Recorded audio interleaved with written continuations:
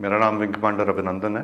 मैं भारतीय वायुसेना में एक लड़ाकू विमान चालक हूँ। मैं टारगेट ढूंढने की कोशिश कर रहा था। आपके एयरफोर्स ने मुझे गिराया। उसके बाद मुझे अपना जहाज छोड़ना पड़ा था जो टूट गया था, और मैंने इजेक्ट किया।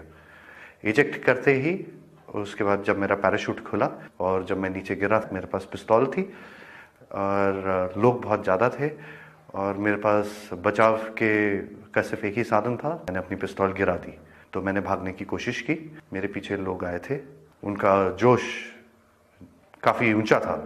उसी समय पाकिस्तानी आर्मी के 2 जवान आए एंड उन्होंने मुझे बचाया वहाँ से। पाकिस्तानी आर्मी के एक कप्तान थे, वो आए, उन्होंने मुझे इन लोगों से बचाया, मुझे और कुछ होने नहीं दिया। फिर वो मुझे अपने यूनिट तक लेके गए जहाँ पे मुझे फर्स्ट एड दिया गया एंड फिर उसके बाद मुझे हॉस्पिटल ले जाया गया जहाँ पे मेरी जांच हुई और मुझे और एड दिया गया। पाकिस्तानी आर्मी जो है वो बहुत ही प्रोफेशनल सर्विस है। I see peace in it. I have spent time with the Pakistani army. I am very impressed. Indian media बात हमेशा बढ़ा चढ़ा के कहती है।